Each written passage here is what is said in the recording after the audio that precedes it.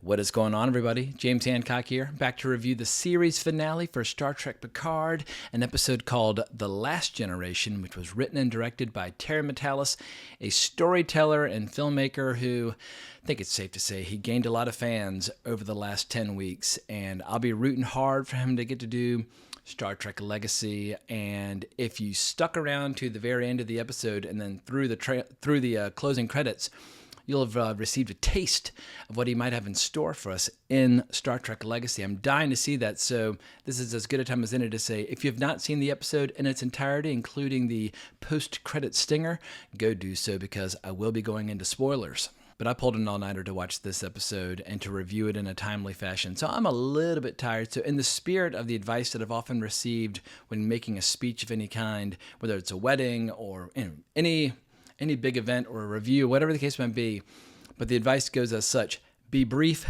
be sincere, and be seated. And that's exactly what I plan to do with this review. I'm going to focus on the essentials, and then I'm going to go to bed with a big smile on my face. When I wake up, I'll be watching the episode again. So let's start with the big picture.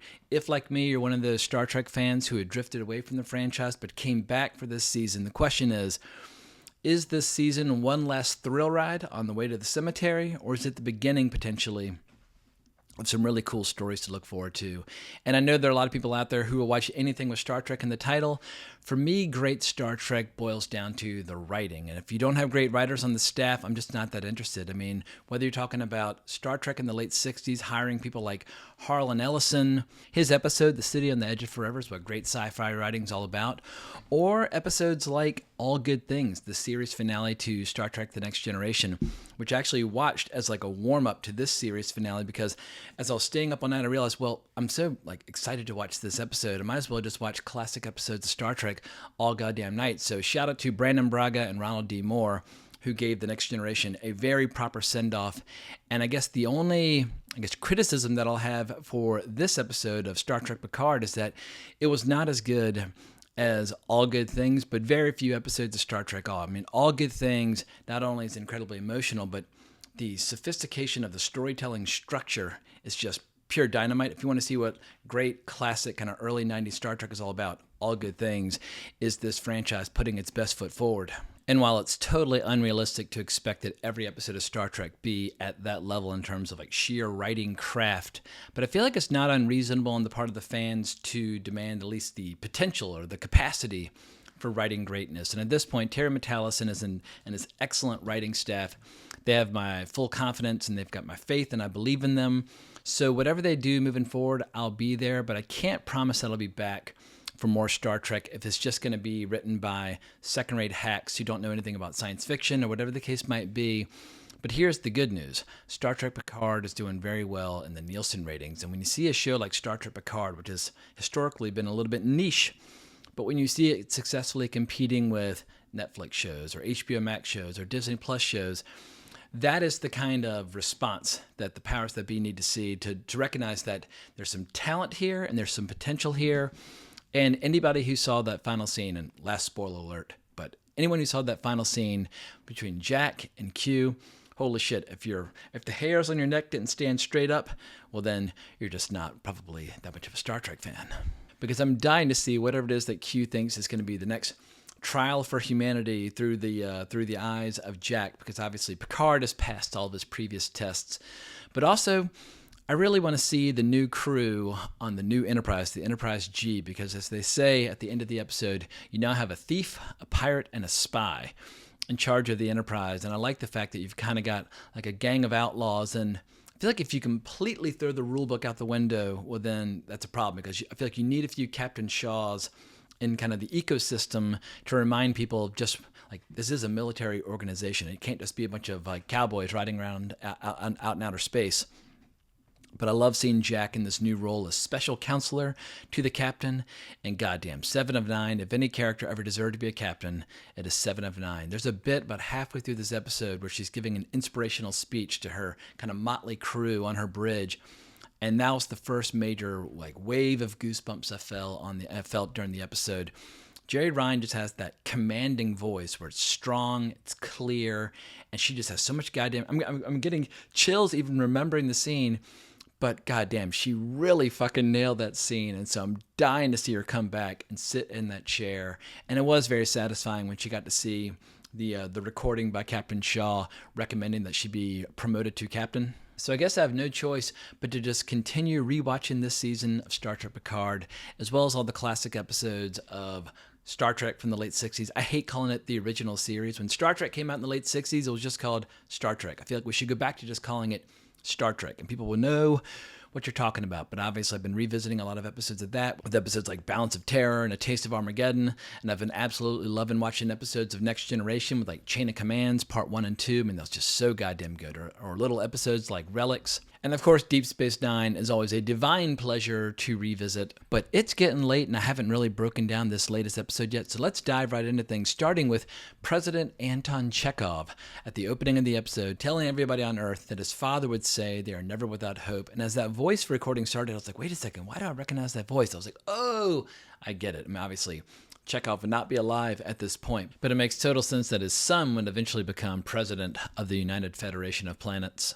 And what was fun about this episode is that I felt like it did a pretty good job of finding organic ways to use this giant cast of characters, because now between the young crew on the Titan and the old crew from the Enterprise D, I mean, you're juggling a lot of balls, a lot of flaming batons. And that's like a burden that a lot of the movies have kind of sagged under or broken beneath in the past, where they're trying so hard to kind of give everybody all the emotional beats that they want, that'll kind of make them like nostalgic for all the like everything that's come before, but at the same time trying to cook up a story that'll actually let every character have something interesting to do. But at least over the course of 10 episodes, everybody got their chance at bat. But I feel like on the whole, this episode did a pretty good job of kind of telling three simultaneous stories. You got everything going on with the Titan, you got everything going on with the Borg Cube, and then of course you've got the remaining crew on the Enterprise trying to stay alive and save the day, etc. and so forth. But the episode really hit the ground running, where we see the Borg Cube in the eye of Jupiter kind of tucked away in that storm. And then Jean-Luc Picard announcing what began over 35 years ago ends tonight. And obviously, Patrick Stewart is an older actor. Occasionally, his voice is a little soft, but it felt like when he delivered that line, you believed it. Like all the years and all the history kind of got washed away, and he was young and strong and commanding again. And like a lot of people last episode, I was a little disappointed when I realized just how prominent like the Borg were going to be yet again for the climax of the season. I would have much preferred something more heavily emphasizing the changelings, because I feel like the changelings haven't had as many turns at bat as the Borg and being the big baddies in this fictional setting. But whatever, that is what they went with. We got to at least see one changeling at the very end of the episode when they catch him trying to use one of the transporters. So let's talk some highlights. I liked how the Borg cube was much more like a tomb as opposed to a ship. And we saw how there are a ton of dead Borg on the ship that are being cannibalized and kind of eaten alive in order to sustain something. And we all knew that it was going to be the Queen.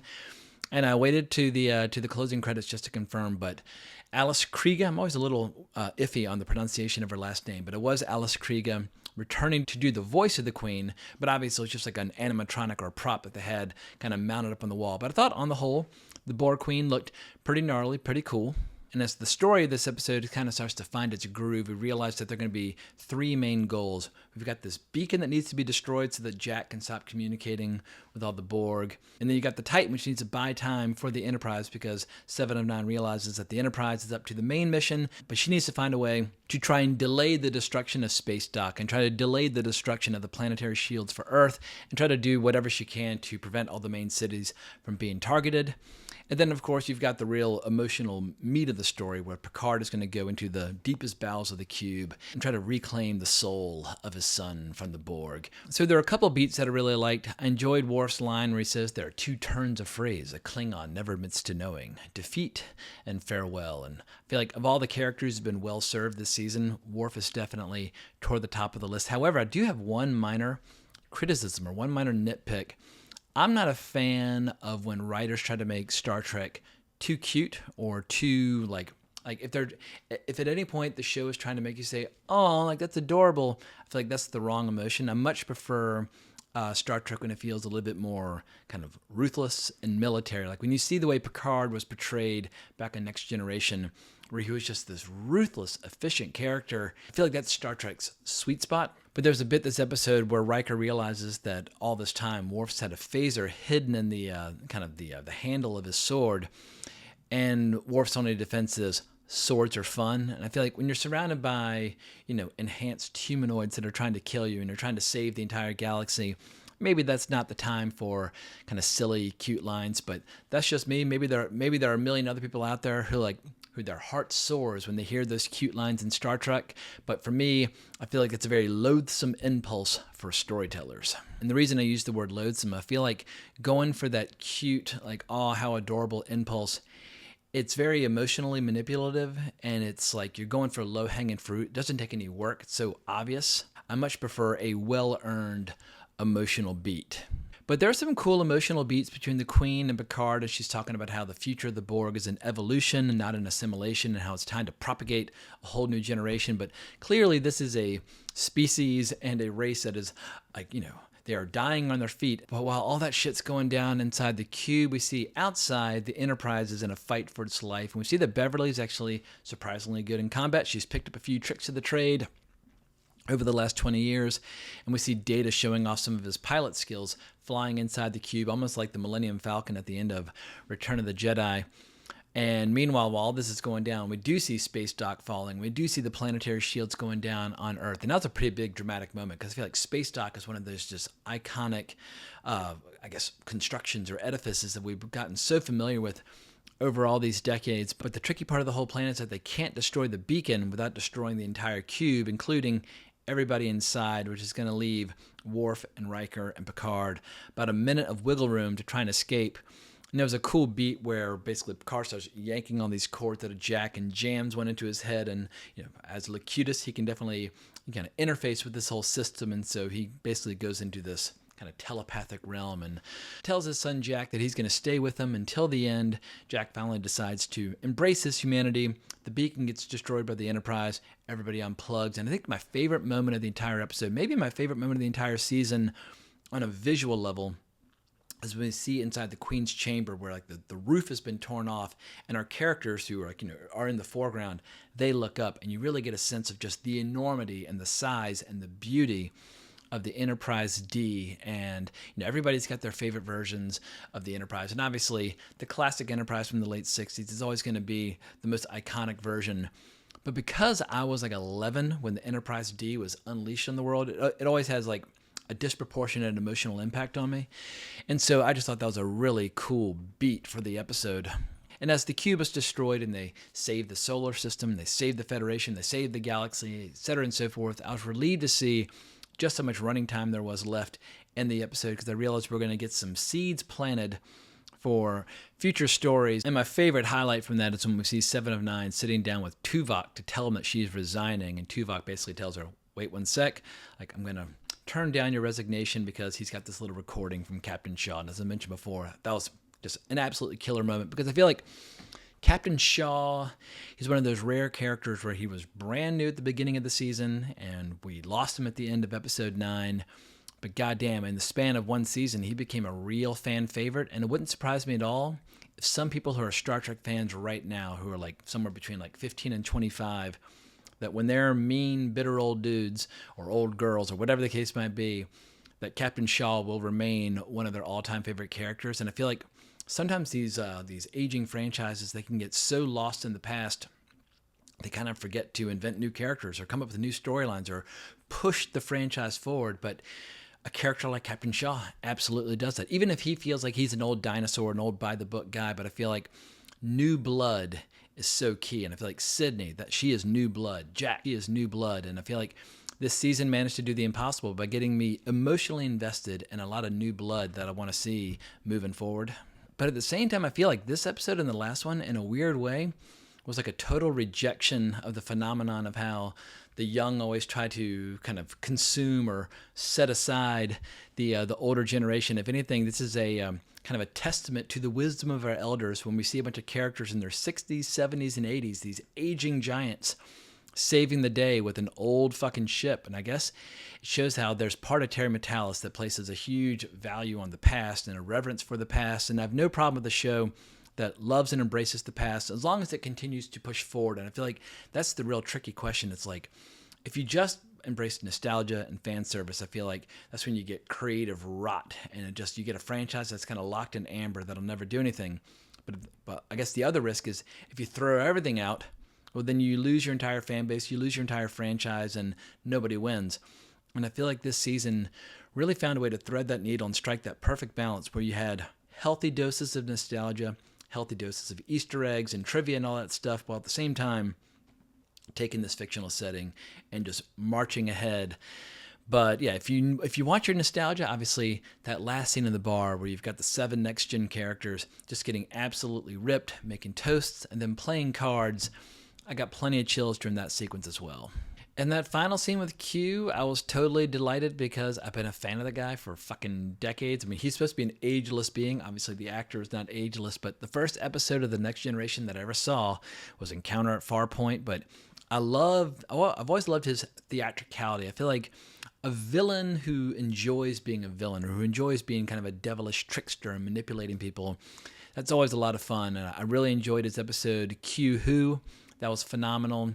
And of course, obviously, All Good Things. I mean, he's just fucking brilliant in that as well. He's just one of the all-time great Star Trek characters. And I feel like with this giant slate of upcoming Star Trek projects, whether they're talking about the Section 31 movie with Michelle Yeoh, which I probably would not be watching, or Season 2 of Strange New World, which I probably would not be watching, or Season 1 of Starfleet Academy, which I probably will not be watching. But I feel like with all this Star Trek getting made, there is room in the slate for one show that both honors the past, but at the same time knows how to pull it forward. And I feel like that is where Terry Matalas and his people could slide right in there. So I'll just watch what they do moving forward. And if they don't get any more opportunities, I can keep myself busy watching classic episodes of Star Trek for a very, very long time and do so with a smile on my face. So at the risk of repeating myself, I'll just reiterate one last time.